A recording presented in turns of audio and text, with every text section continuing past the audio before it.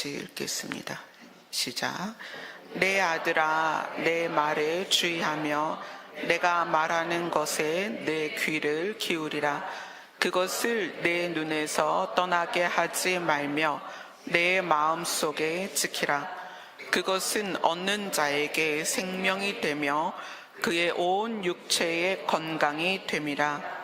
모든 지킬 만한 것 중에 더욱 내 마음을 지키라. 생명의 근원이 이에서 남이니라. 구부러진 말을 내 입에서 버리며 비뚤어진 말을 내 입술에서 멀리하라. 내 눈은 바로 보며 내 눈꺼풀은 앞을 곧게 살펴 내 발이 행할 길을 평탄하게 하며 내 모든 길을 든든히 하라. 좌로나 우로나 치우치지 말고 내 발을 악에서 떠나게 하라. 아멘. 지난주에 이어서 이 동일한 본문을 가지고 우리가 함께 보도록 하겠습니다. 하나님을 믿는다는 것이 여기 교회에 모인 것으로는 증명되지 않습니다. 교회에 모였어도 하나님을 안 믿을 수 있습니다. 교회에 오지 못했지만 하나님을 믿을 수 있습니다. 그래서 하나님을 믿는다는 것과 내가 신앙생활을 한다는 것은 교회 내에서 증명할 수 없습니다. 내가 시간을 정해 기도하지만 그 기도가 내 신앙의 모습을 증명할 수는 없습니다. 오늘 말씀을 보면 솔로몬이 자기 아들들에게 이야기합니다. 내 말에 주의해라. 마음에 새기고 조심해라. 네 마음을 기울여야 된다. 내가 말하는 것에 너의 귀를 기울여라. 그것을 내 속에서 떠나게 하지 말며 내 마음속에 지켜라. 마음속에 지키라는 것은 내가 말하는 것을 깊이 마음에 간직해라. 그렇게 얘기를 해요. 그리고 모든 지킬 만한 것 중에 네 마음을 지켜라. 내가 말한 것을 마음에 간직하고 그 마음이 흔들리지 않도록, 그 마음을 잃어버리지 않도록, 그 마음이 손상되지 않도록 지켜라. 왜냐하면 그 마음을 가지고 살아야 하기 때문에 모든 생각과 행동과 말과 내가 진행하는 모든 인생사에 있어서 마음이 기준이 돼야 되기 때문에 이 마음을 잃어버리지 마라. 손상시키지 마라. 훼손시키지 마라. 이것을 지금 간절하게 솔로몬이 자기의 아들들에게 이야기를 하고 있습니다. 잠언 4장 1절부터 4절까지 같이 읽겠습니다. 잠언 4장 1절로 4절입니다. 시작. 아들들아, 아비의 훈계를 들으며 명철을 얻기에 주리하라. 내가 선한 도리를 너희에게 전하노니 나도 내 아버지에게 아들이었으며 내 어머니 보기에 유약한 외아들이었노라. 아버지가 내게 가르쳐 이르기를 내 말을 내 마음에 두라. 내 명령을 지키라. 그리하면 살리라. 솔로몬이 자기의 아들들에게 아빠가 말하는 것을 좀 들어라. 그리고 명철을 얻는 것에 네 마음을 기울여라. 내가 선한 도리를 너희들 이제 아들들이죠. 선한 도리를 너희들에게 전하노니 내 법을 떠나지 마라. 내가 말한 것을 버리지 마라. 여기서 선한 도리라는 것은 마땅히 행해야 할, 사람으로서 마땅히 행하여야 할 바른 길인데, 이 선한 도리, 그러니까 도리라는 것은 사람이 반드시 해야 되는 거죠. 근데 선한 도리라는 것은 살리는 거예요. 사람을 살리는 거예요.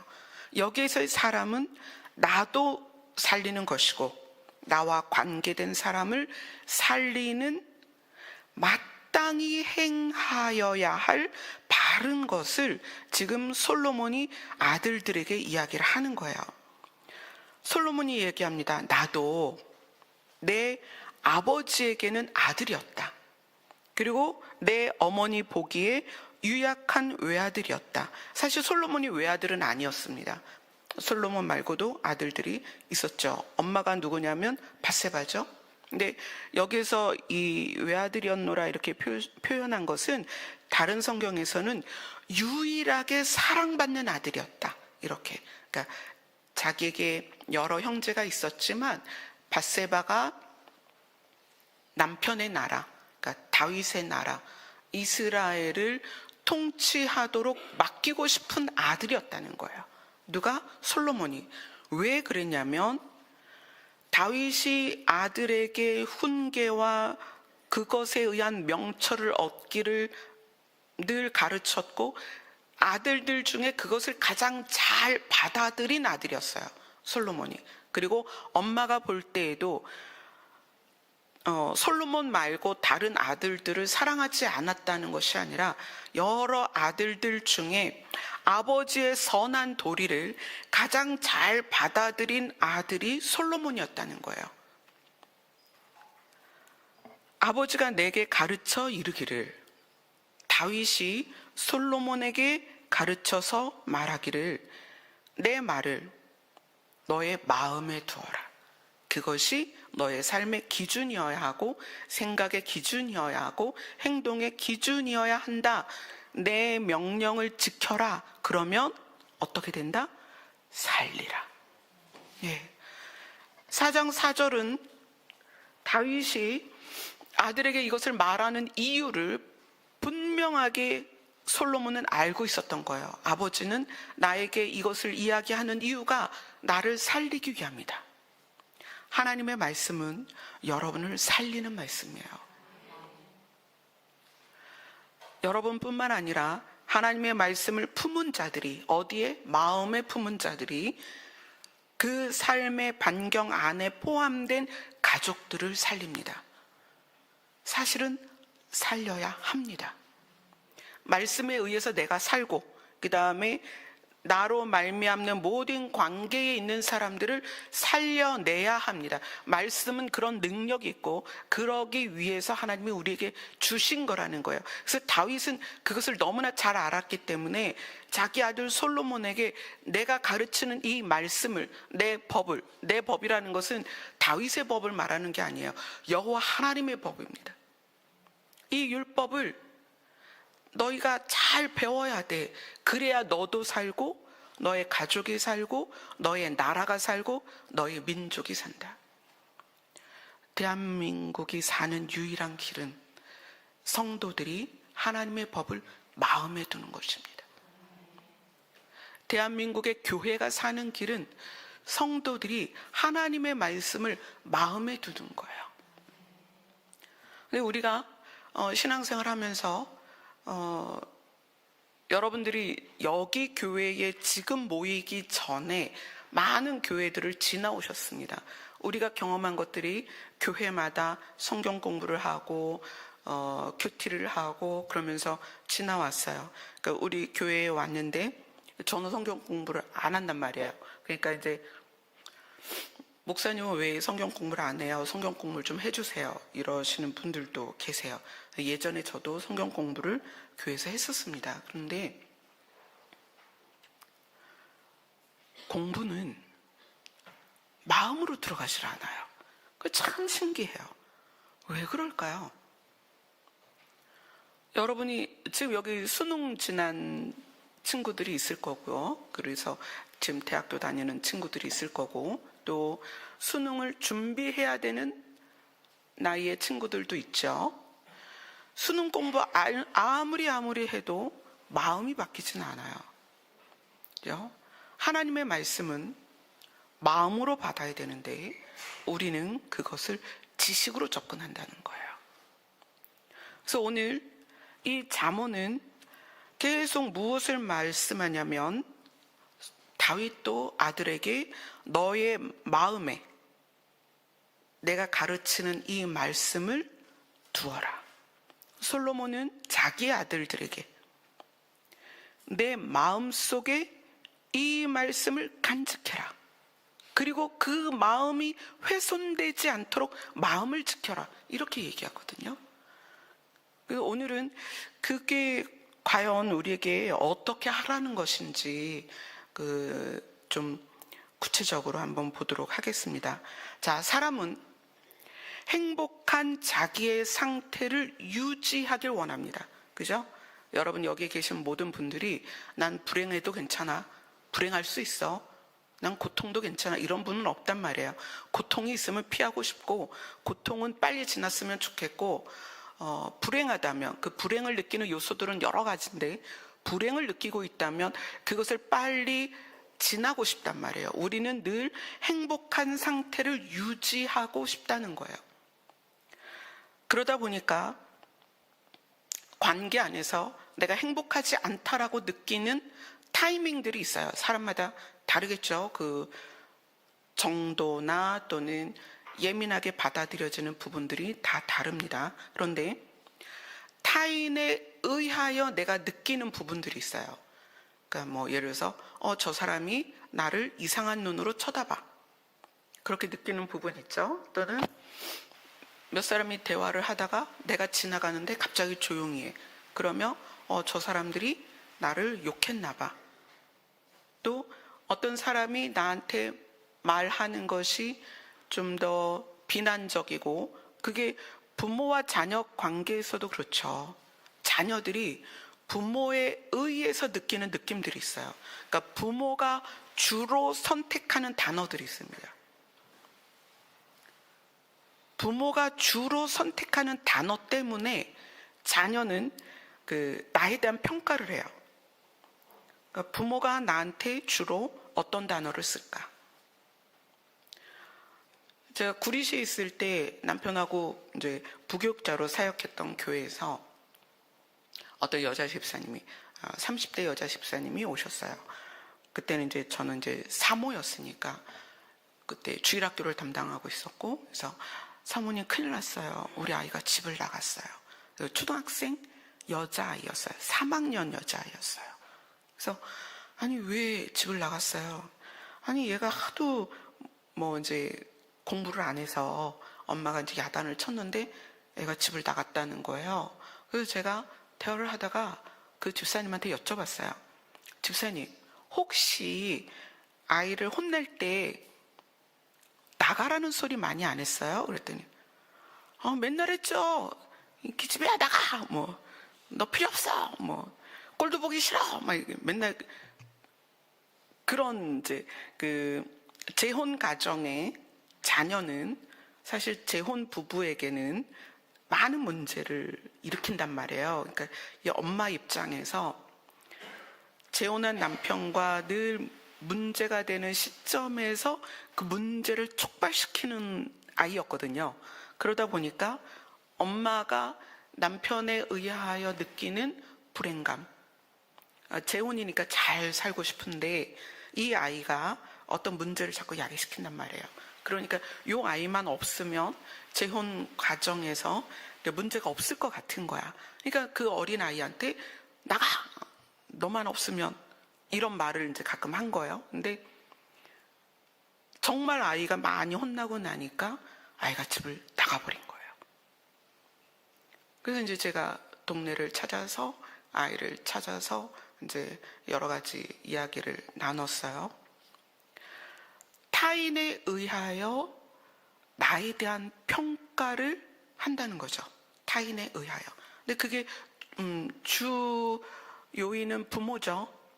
우리가 어린 시절을 다 지나왔으니까. 그죠? 우리 여기 계신 권사님, 장로님들도 어린 시절이 있었단 말이에요. 근데 그 어린 시절에 들은 타인에 의하여 나에 대한 느낌이 형성됐다는 거예요. 근데 그 주 타인이 누구냐면 주 양육자예요. 그게 부모죠. 부모 또는 이제 부모가 안 계셨으면 할머니, 할아버지 또는 뭐 친척들에 의해서 들은 나에 대한 평가, 그것이 인생을 살아가면서 너무나 많은 나에 대한 이제 영향을 주는데, 그것 때문에 생긴 게 수치와 불안이란 말이에요. 난 늘 그 수치감이 그냥 그 잠재되어 있어요. 그래서 그 잠재된 수치심이 지나가는 사람이 힐끗 쳐다보기만 하면 수치심이 올라오는 거예요. 아, 저 사람이 나를 흉보나 봐. 저 사람이 나를 비난하는 것 같아. 저 사람이 나를 비웃는 것 같아. 저 사람이 나를 싫어하는 것 같아.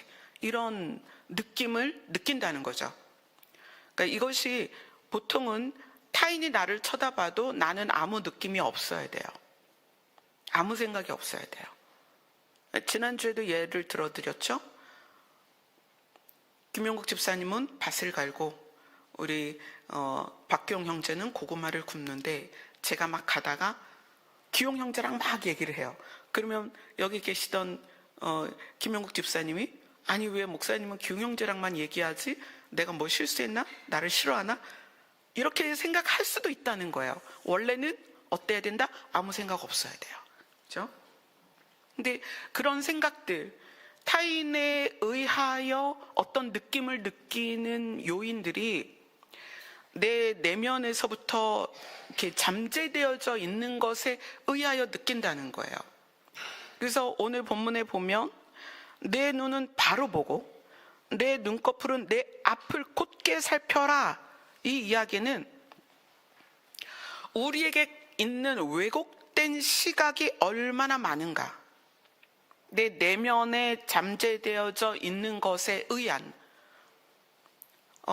어린 시절 주 양육자에 의하여 들었던 말들이 내 내면에 쌓여서 지나가는 스치는 모든 사람과 상황에 대한 것을 내 안에 잠재된 것으로 느낀다는 거예요. 그러니까 확대 해석하고 오해하고 두려워하고 불안해한다는 거죠.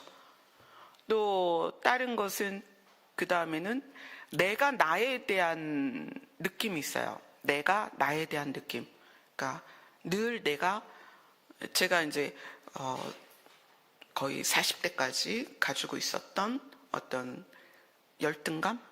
예, 저도 굉장히 열등감이 심한 사람이에요. 그래서 오늘같이 이렇게 1년에 한 번씩 이벤트를 해주시면 제가 굉장히 어려워해요. 부끄러워하고 되게 힘들어합니다.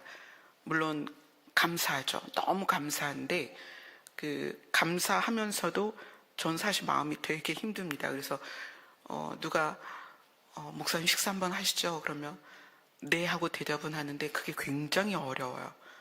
그게 왜 그러냐면 어렸을 때부터 갖고 있었던 열등감이 내 안에서 어떤 상황에 바로 열등감이 반응을 해버리는 거거든요. 물론 이제 지금 많이 해결이 됐지만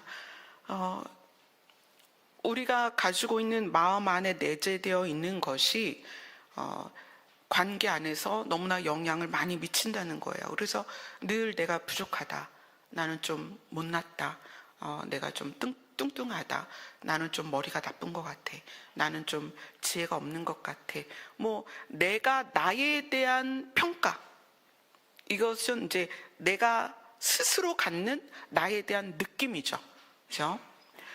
타인에 의하여 내가 느껴지는 게 있고 내가 나를 그냥 그렇게 느끼는 부분들이 있어요.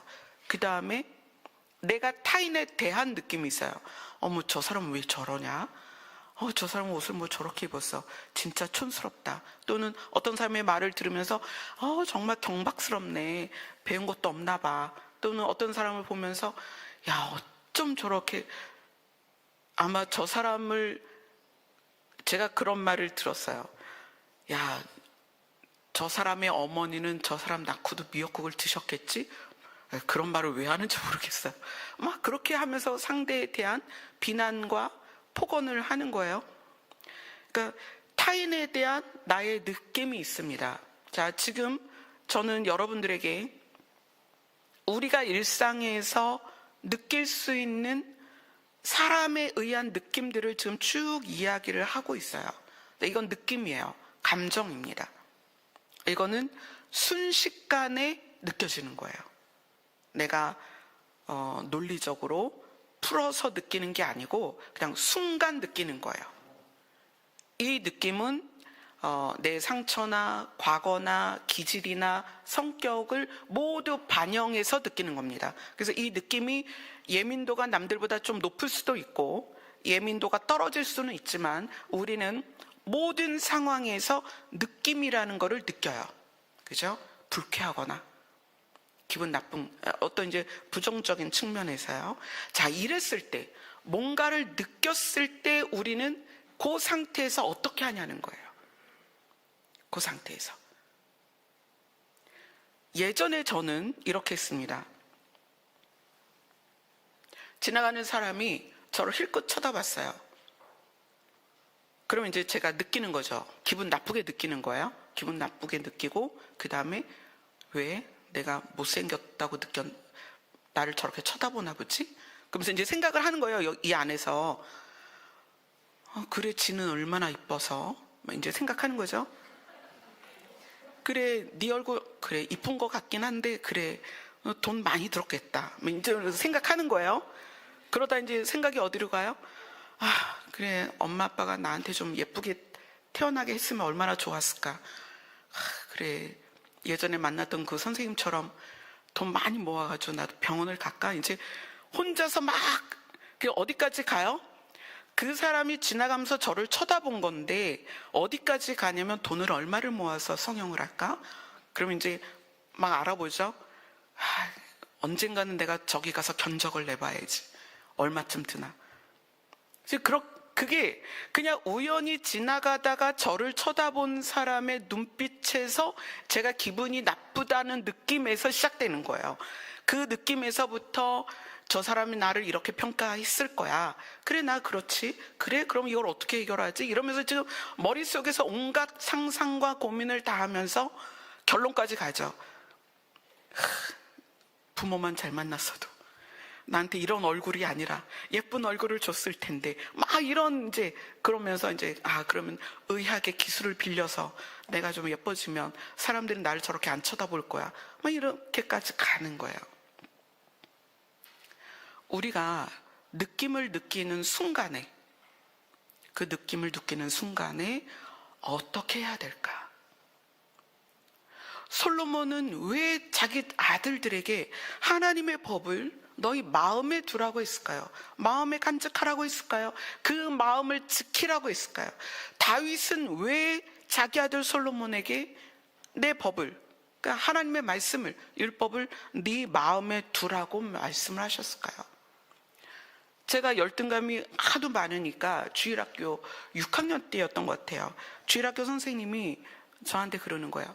야, 너는 왜 이렇게 날마다 무겁니, 분위기가? 그러니까 그 무겁다라는 게 생각의 무게거든요. 그러니까 늘 혼자 고민하는 거예요. 나는 왜 이걸 못할까? 나는 왜 이럴까? 그게 이제 스스로 나에 대한 느낌에 빠져서 그 느낌을 어떻게 하는 거예요? 생각하는 거예요.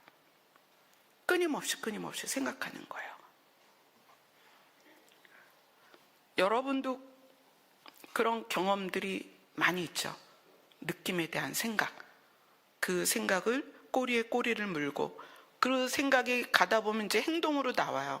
어떻게 행동으로 나와요? 때로는 과격해지거나 날카롭거나 폭력적이거나 남을 비난하거나 또는 나를 자해하거나 자책하거나 극단적으로 밥을 안 먹거나 입을 뒤집어 쓰고 누워있거나 내 삶을 포기하거나 굉장히 많습니다. 행동으로 나오는 거는 정말 많아요.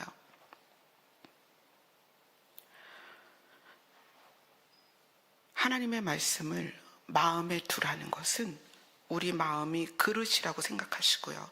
이 그릇 안에 하나님이 우리에게 하시는 말씀들을 담으라는 거거든요. 그리고 어떻게 하는 거냐면 느낌이 딱 들었을 때 내 마음에서 진리를 하나 꺼내는 거예요. 제가 열등감을 어떻게 이겨냈을까요?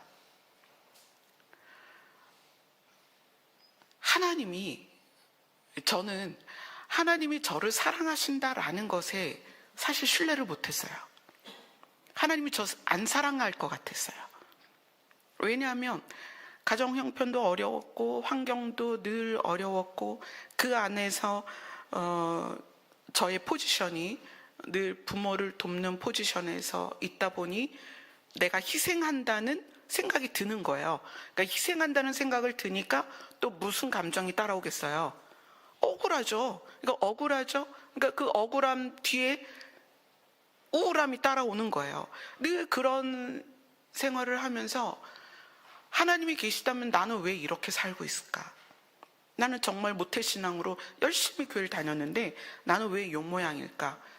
남들은 이렇게 가는데 나는 왜 이렇게 살까? 그래서 하나님이 나를 사랑한다는 것에 대한 신뢰가 전혀 없었어요.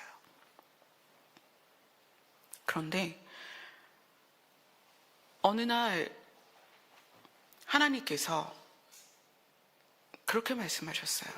나는 나의 사랑을 100이라고 한다면 이 100을 얘한테 30, 얘한테는 50, 얘한테는 10, 얘한테는 1 이렇게 주는 게 아니라는 거예요. 나는 나의 사랑을 너에게 100을 주었다. 저는 그 말씀이 너무 놀라웠어요. 하나님의 사랑을 저에게 100을 주셨다고요? 근데 저는 이런데요. 저는 열등감이 많고 저는 남보다 잘하는 거 사실 정말 뚜렷하게 잘하는 게 하나도 없어요. 제 동생은 공부를 너무 잘해서 제 동생은 과기대 홍일점 걔가 학교 들어갈 때 기계공학과를 홍일점으로 들어가서 과수석으로 졸업한 아이예요. 그러니까 나면서부터 저는 동생과 늘 비교가 됐거든요. 그러니까 더 열등감이 있었던 것 같아요. 근데 그런 제 입장에서 아니 하나님, 쟤는요 저보다 노래 잘하고요, 쟤는 저보다 얼굴이 예쁘고요, 쟤는 저보다 공부를 잘하고요, 쟤는 저보다 집이 부자고요, 쟤는 저보다 좋은 대학 갔고요. 정말 비교 대상이 널려 있는 거예요, 세상에. 근데 어떻게 하나님이 저에게 100을 주셨다고 말씀하세요? 하나님의 나라를, 하나님의 구원을, 하나님의 생명을 이해하지 못하면 하나님의 사랑도 이해할 수 없어요. 내가 너를 위해서 내 아들을 주었고 너를 위해서 내 아들이 죽었고 그래서 네가 나의 나라로 올 수 있는 거야. 내가 하나님의 나라로 갈 수 있는 자격을 얻었다는 것 자체가,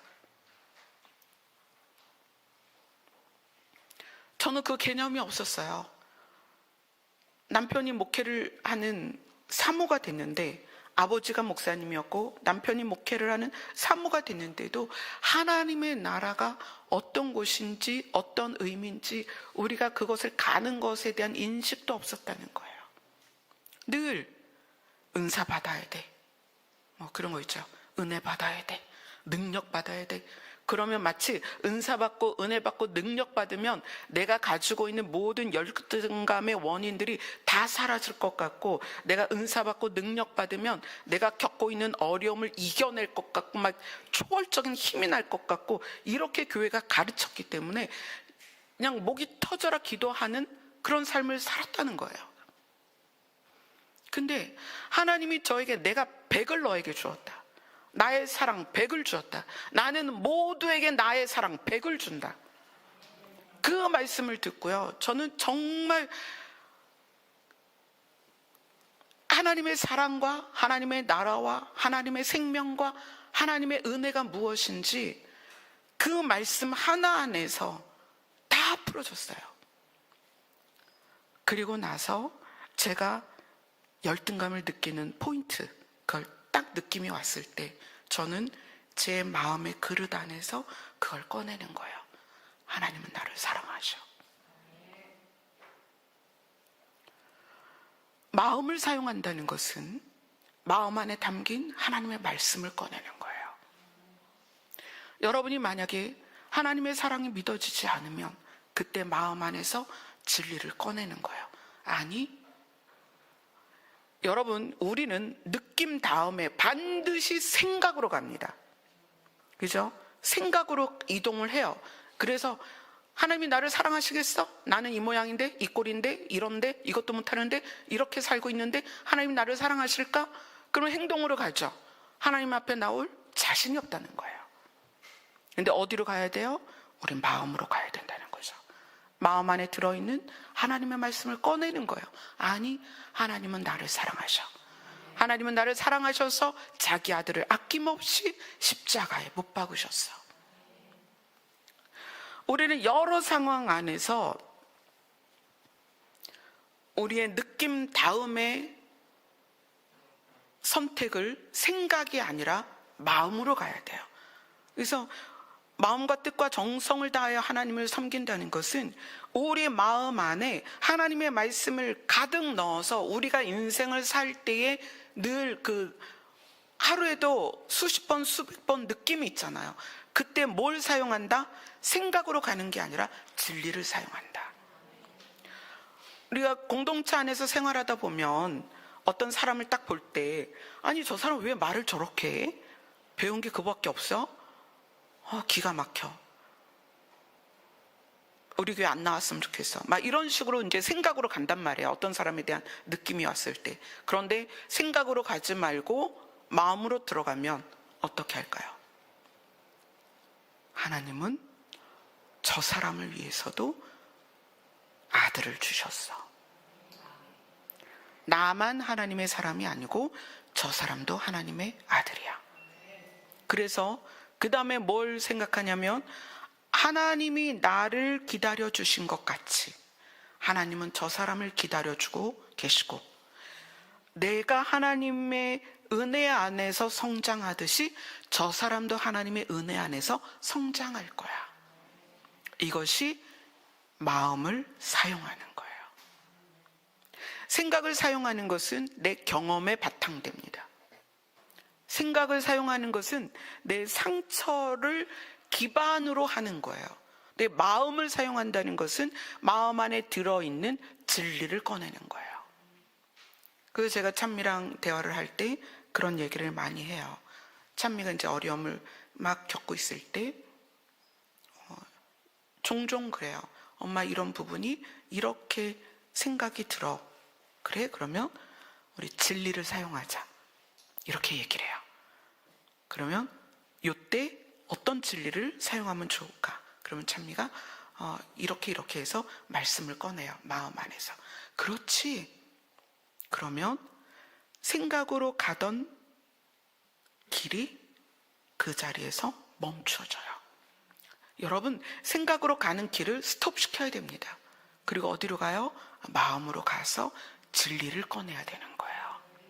하나님의 말씀은 지식으로 들어가는 게 아니라 우리 마음 안으로 들어갑니다. 그래서 마음 안에 있는 그 진리를 꺼내서 사용을 해야 된다는 거예요. 그래서 내가 볼 때 이 사람은 정말 형편없고 어리석고 부족하고 도대체가 변화가 없는 것 같아. 그러나 마음으로 들어가면 그런 나도 하나님이 살리셨다는 거예요. 그런 나를 변화시켰다는 거예요. 그런 나를 구원하셨다는 거예요. 그리고 그 마음 안에서 하나님이 그를 사랑하신다는 진리를 꺼내야 돼요. 그리고 생각으로 그를 대하는 것이 아니라 뭐로 대해요? 진리로 그 사람을 대하는 거예요. 이것이 돼야만 예수님이 말씀하신 계명을 지켜라. 내 이웃을 네 몸처럼 사랑해라가 가능하다는 거예요. 세상의 윤리와 도덕으로는 가능하지 않습니다. 세상의 윤리와 도덕은 보편적인 행복 추구권을 위한 윤리와 도덕이에요. 그러나 서로 사랑하라는 그 사랑은 원수까지도 사랑할 수 있는 사랑이어야 되기 때문에 보편적인 윤리와 도덕성으로는 가능하지 않습니다. 뭐로 가능해요? 우리 마음에 담겨진 진리로만 가능하다는 거예요. 그래서 여러분들이 말씀을 접하고 말씀을 배우고 말씀을 나눌 때 그 말씀들을 마음에 담아서 어떤 느낌이 들 때마다 마음에 그릇을 열고 마음 안에서 꺼내서 그 문제를 해결해야 된다는 거예요. 오늘 이 잠언에서 솔로몬이 아들들에게 네 눈은 바로 보고 네 눈꺼풀은 내 앞을 곱게 살피고 네 발이 행할 길을 헤아리고 살피고 내 모든 길을 곧고 확실하게 가라. 길을 든든히 하라는 것은 곧고 확실하게 하라는 거예요. 무슨 얘기일까요? 구부러졌거나 꼬여 있거나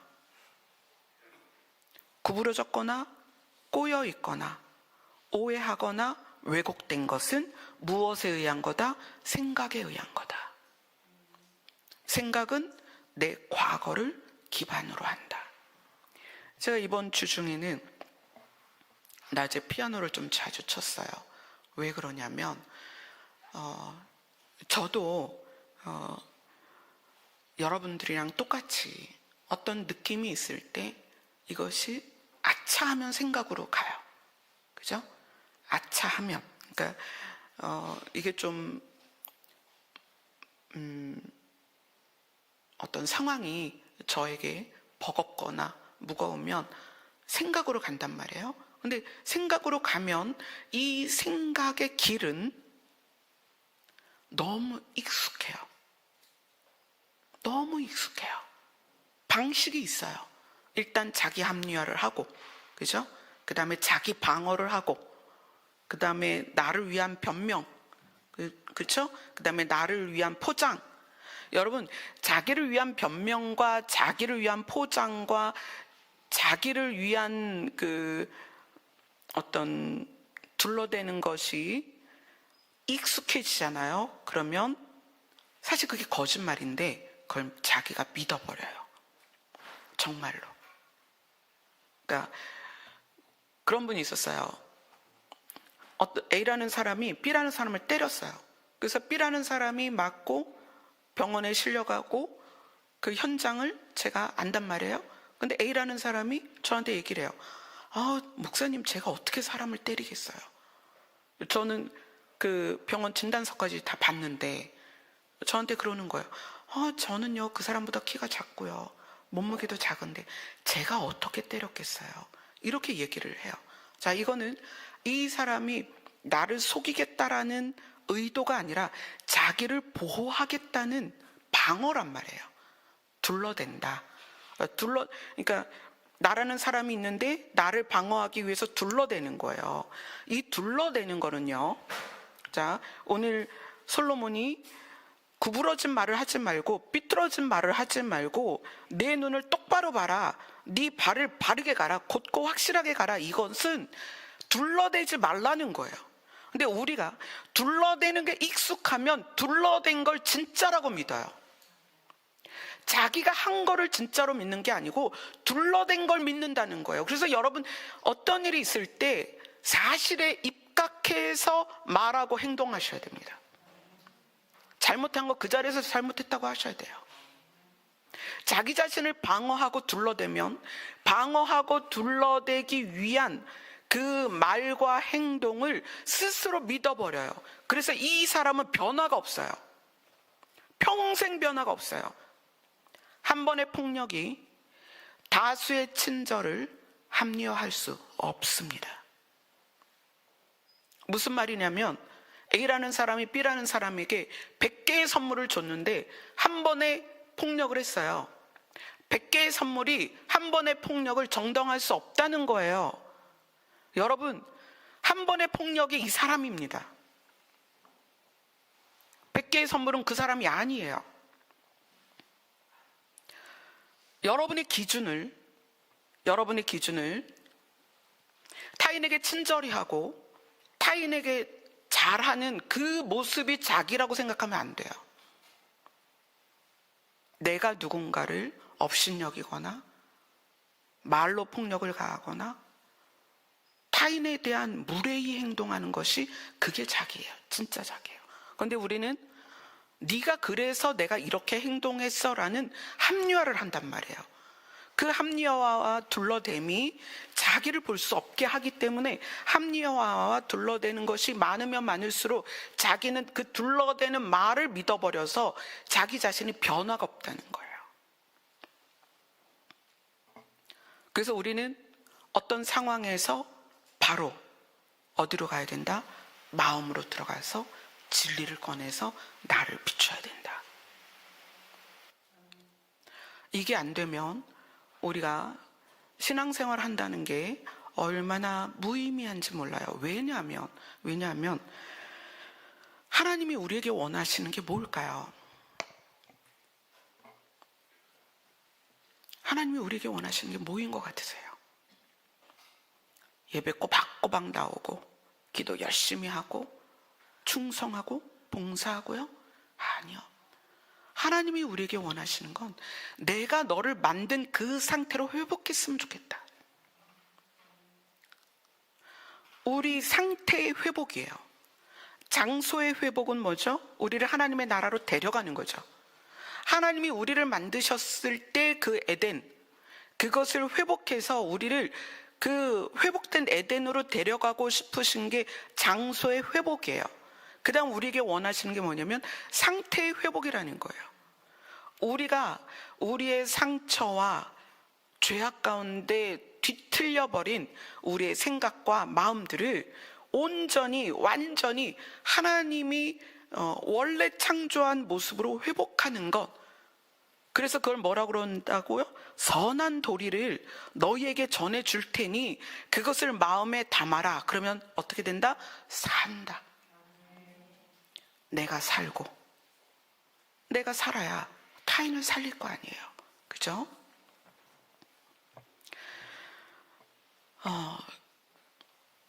하나님이 신이시니까 우리가 하나님을 대하는 데 있어서 이런 기대가 있어요. 신비함, 기적, 이런 기대가 다 있죠. 그래서 기적이 나타나는 교회에 사람들이 많이 몰립니다. 여러분, 기적을 왜 원할까요, 사람들이? 만약에 이곳에서 대머리가 머리가 나고 막 뚱뚱한 사람이 그 자리에서 살이 빠지고 그러면 정말 놀랍겠죠. 그러면 사람이 여기에 지금 한 100여 명 안 되게 있지만 한 1000명, 2000명도 모일 거예요. 왜 모일까요? 기적이 있는 곳에. 그 기적 안에 내가 포함되고 싶은 거거든요. 그죠? 근데 하나님은 사실 기적을 행하실 수 있지만 기적을 사용하는 걸 좋아하지 않으세요. 왜 그럴까요? 예수님이 사역하시는 그 3년 반의 공생의 시간 동안에 많은 사람을 살리고 고치고, 그렇죠? 상태를 바꿔주셨어요. 38년 된 병자도 고쳐주셨어요. 그러나 예수님이 십자가 지시는 그 사건 안에서 모든 사람은 예수님을 떠났어요. 버렸단 말이에요. 그리고 예수님을 십자가에 못 박으라고 소리를 쳤어요. 하나님은 우리가 기적을 대하는 우리의 마음의 깊은 곳에 있는 이기심을 안다는 거예요. 야, 기적이 일어나는 곳에 내가 있으며 뭔가 그 기적을 내가 경험할 것 같고, 그 신비와 황홀함. 신앙생활을 여러분 신비와 기적과 황홀함 때문에 하시면 안 됩니다. 신앙생활은 내가 하나님의 신성을 닮아가는 거예요. 이사갈 준비하는 거예요. 하나님의 나라로 이사갈 준비. 종교적 망상이 하나 있습니다. 여러분 꼭 알아두셔야 돼요. 어떤 사람이 난 하나님의 음성을 들어. 하나님께서 늘 보여주셔. 하나님이 늘 알려주셔. 그렇게 말하고, 여러분 그럴 수 있죠. 그럴 수 있습니다. 저도 보고 듣고 하나님 알려주십니다. 그러나 그것이 제가 여러분을 대하면서, 자, 내가 보고 듣고 하나님께서 알려주시니까 여러분 얼마 헌금하세요. 이런다면 종교적 망상을 갖고 있는 사람들은 자기가 보고 듣고 꿈꾸고 하나님께서 말씀하셨다는 걸 사용하길 좋아합니다. 그래서 헌금해라, 너 내 말 들어, 이렇게 얘기해요. 어느 분이 저한테 목사님 제가 이런 감동을 받았어요, 그러니까 목사님 이렇게 하셔야 돼요. 그래서 아니요, 그리고 거절했어요. 그랬더니 저보고 목사님 되게 인간적이네요, 하나님의 음성도 못 듣고. 여러분, 하나님은 나에게만 말씀하시는 분이 아닙니다. 아까 말씀을 드렸죠. 자, 마음 안에서 진리를 꺼내는 거예요. 하나님의 사랑은 나에게만 주시는 게 아니다. 하나님은 모두에게 백의 사랑을 주신다. 그래서 저는 거기에서 거절했습니다. 아니요, 이게 굉장히 많아요. 정말 많습니다. 어떤 분은요 오셔서 그래요. 하나님이 자기에게 말씀하셨습니다. 한정남 목사에게 가면 한정남 목사가 돈을 얼마를 줄 거라고 그랬대요.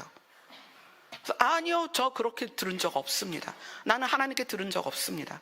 종교적 망상은요, 내가 들은 음성이 진짜고 그것에 동의하지 않으면 넌 잘못된 거야 라는 인식이 종교적 망상이에요. 그런 거절을 전 여러 번 했습니다. 심지어 저에게 어떤 약을 사라는 거예요. 아니요, 저는 사지 않습니다. 하나님이 저에게 감동을 주셨다는 거예요, 그분에게. 아니요, 저는 그런 감동 받은 적 없습니다. 근데 그분들은 내가 감동 받았으니까 목사님이 이렇게 해야 된다는 거예요. 아니요, 만약에 그렇게 해야 된다면 하나님은 저에게도 감동하실 것입니다. 여러분, 그래서 이거 속으시면 안 됩니다.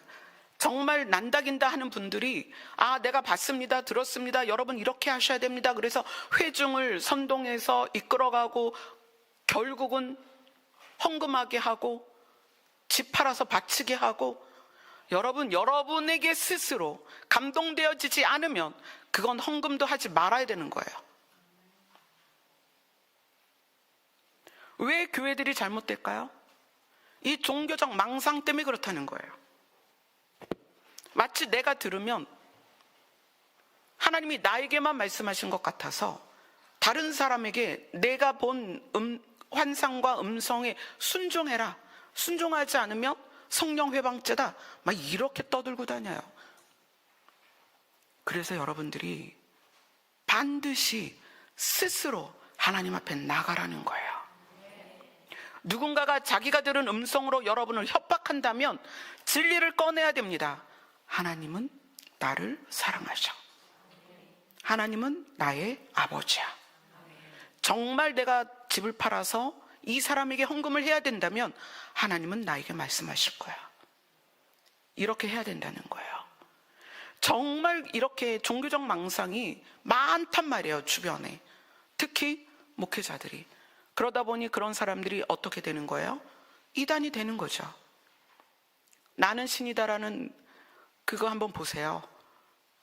대한민국에 얼마나 많은 이단들이 그 종교적 망상을 가지고 내가 들었다, 내가 봤다, 내가 진리다, 결국 어디까지 가요? 내가 하나님이다까지 가는 거예요. 마음을 사용한다는 것은 하나님의 성품으로 내가 바뀌는 거예요. 끊임없이. 왜 바뀌어야 되느냐? 우린 하나님의 나라에 가야 되니까. 아멘. 예복이 뭐예요? 옳은 행실이다. 그럼 뭐가 옳은 거냐는 거예요. 그 옳다는 기준을 어디에 둘 거냐는 거예요. 옳다는 기준이 사회적이고 윤리적인 거라면 기준이 중구난방이에요. 나라마다 윤리가 다 다르거든요. 옳은 행실, 성도가 입어야 하는 예복의 옳은 행실이 뭐냐? 성경 말씀이 내 안에 있어서, 내 마음 안에서 그것을 사용해야 된다는 거예요. 근데 이것이 내 안에 있으면 내가 나를 비난하거나 내가 나를 폭력적으로 다루지 않습니다. 나에 대해서 열등감을 느끼고 좌절하는 거, 나에게 폭력을 가하는 거예요. 내 가족에게 내가 함부로 말하고 소리치고 또는 욕을 하거나 또는 뭐 물건을 집어던지거나, 이거 다 폭력입니다. 타인에 대하여 경멸하고 비웃고 무례히 행하는 거, 이거 다 폭력입니다. 우리는 너무 순간순간 그럴 수 있다는 거예요. 여러분, 부모가 자녀를 자기가 갖고 있는 틀에 넣는 것도 폭력입니다. 왜냐하면 자녀는 부모가 물론 미성년자일 때는 양육을 해야 돼요. 먹을 것도 줘야 되고 학비도 대주고 도와줘야 합니다. 그러나 성인이 되었을 땐 모든 것을 본인이 결정해야 됩니다. 근데 왜 그걸 못하게 하죠? 왜 내가 결정하려고 그래요? 자녀 일을? 못 믿어. 자녀를 못 믿어. 그건 자녀를 못 믿는 게 아니라 그 자녀를 붙들고 계시는 하나님을 못 믿는 거예요. 그래서 여러분들이 혹시 자녀에 대한 불안이 생기면 어떻게 해야 될까요? 진리를 꺼내는 거예요. 어떤 진리죠? 하나님은 내 아이의 하나님이죠. 내 아이는 하나님이 책임지셔. 또 이런 경우도 있어요. 특히 부모와 자녀 간에, 또는 부부 간에, 또는 뭐 가장 가까운 형제 간에 관계가 되게 어려운 경우가 있어요. 관계가 어렵다는 것은 한쪽이 지배적이거나, 또는 한쪽이 폭력적이거나, 한쪽이 마음이 훼손돼서 상대를 무례하게 대하는 경우가 있어요. 이럴 때는 그걸 당하는 입장에서 제대로 방어할 수 없기 때문에 피하는 경우가 있어요. 그런 경우가 많이 있어요. 그래서 폭력 남편을 피해서 도망가는 아내도 있고, 폭력 부모를 피해서 피하는 자녀들도 있고. 근데 그럴 경우에 그 폭력을 피했지만 이 피해자죠, 피해자. 이 피해자가 굉장히 마음에 내가 좋은 아내가 아니어서 이렇게 당하는 게 아닐까, 또는 내가 좋은 자녀가 아니어서 부모로부터 이런 걸 당하는 게 아닐까라는 피해 의식을 갖는단 말이에요. 근데 그 피해 의식이 굉장히 자기를 손상시켜요. 근데 그럴 때 마음에 들어가서 진리를 꺼내셔야 돼요. 하나님은 그 피해자를 이해하신다는 거예요. 네가 왜 지금 관계에서 멀어졌는지, 네가 지금 왜 이 상황에서 도망 나왔는지. 그러니까 사실 이 피해자들이요, 피해를 입히는 쪽을 막 미워하고 그런 것보다는 대부분은 그런 마음을 가져요. 내가 좀 잘했으면 관계가 더 좋지 않았을까? 내가 잘했으면 이런 일이 생기지 않았을 텐데, 내가 잘했으면 부모가 이혼하지 않았을 텐데, 내가 잘했으면 부모가 나를 이렇게 하지 않았을 텐데, 뭐 이런 마음들이 굉장히 많거든요. 근데 사실 내가 잘하고 잘하지 않고의 문제가 아니라 그 사람의 문제란 말이에요. 그것이 남편의 문제일 수 있고, 아내의 문제일 수 있고, 부모의 문제가 있을 수 있어요. 그 문제에서 떠나 있는 거를 자기 스스로가 자기를 이해해 줘야 돼요. 그리고 시간이 지나서 이 사람이 변화되지 않으면 이 사람보다 내가 더 커질 때까지 기다려야 돼요. 그래서 이 사람보다, 이 문제보다 내가 더 커지면 그걸 감당할 수 있겠죠. 그때까지 은혜 안에서 내가 자라는 시간이 필요하다는 거예요. 근데 그럴 때마다 우리가 생각으로 가면 그때는 이제 죄책감, 또는 뭐 나에 대한 비하, 나에 대한 어떤 그 생각의 폭력들이 막 늘어나거든요. 그럴 때는 마음으로 들어가서, 나는 정말 하나님께서 사랑하는 사람인데 저 사람이 나에 대하여 폭력을 휘두르고 저 사람이 나를 함부로 대하기 때문에 지금 그 문제에서 비켜져 있는 거야, 떨어져 나온 거야 하나님께서 나를 사랑하시고 존중하시는 것을 받아들여야 돼요. 그래야 내 안에서 치유가 일어나요. 그리고 내가 건강해졌을 때, 나에게 폭력을 가하는 사람을 포용할 만큼 커졌을 때, 그때 다가가서 그 사람을 안아줄 수도 있고 이해해 줄 수도 있다는 거죠. 그 전까지는 사실 폭력에서 피해 있는 게 맞아요. 근데 제가 그렇게 이제 피해 있는 분들하고 대화를 해보면 대부분은 죄책감을 갖고 있어요. 내가 잘했으면 남편이 나를 때렸을까, 이런 생각. 그래서 내가 좀 더 잘했어야 되는데, 그런 마음을 많이 가지고 있거든요. 오늘 잠언 말씀은 여러분들에게 본 것 이상의 생각을 하지 말고 들은 것 이상으로 생각을 키워내지 말고, 또 내가 느낀 느낌에 대해서는 생각으로 가는 것이 아니라 마음으로 가야 된다. 그리고 마음으로 간다는 것은 마음 안에 있는 말씀을 꺼내서 쓰는 것이다. 그렇기 때문에 말씀을 마음 안에 저장하는 것이 너무 중요하다. 어떤 상황에서 어떤 말씀을 꺼내야 될지 모르면 그때 주님 앞에 가는 거예요. 또 그래도 모르겠으면 저한테 연락하세요. 내가 지금 이런 상황이고 이런 생각에 사로잡혀 너무 힘든데 지금 내가 마음 안에서 어떤 말씀을 꺼내야 할지, 그 꺼낼 말씀이 없다, 또는 꺼낼 말씀을 모르겠다, 그럼 연락을 하세요. 그럼 제가 알려드릴 거예요. 우리의 인생의 기간, 천국 가기까지 우리 인생의 기간은 천국에서 사는 사람으로서의 모습을 만들어가는 시간이다. 그렇게 생각하셨으면 좋겠어요.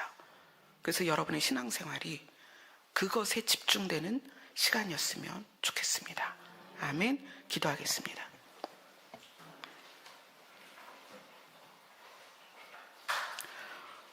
우리 안에 수많은 생각들이 우리를 어그러진 길로 인도하고 굽은 길로 인도하고, 그래서 왜곡된 상태에서 두려움과 수치를 느끼게 합니다. 우리 마음 안에 하나님의 마음과 예수님의 성품과 우리를 사랑한다고 말씀하시는 그 진리가 우리 마음 안에 가득해서 어떤 상태에서도 마음 안에 있는 진리를 꺼내어 사용할 수 있는 그 지혜와 명철을 허락하여 주시옵소서. 예수님 이름으로 기도드리옵나이다. 아멘. 우리 마음에 넣어주신 아버지의 사랑을 생각하며 찬양드리겠습니다.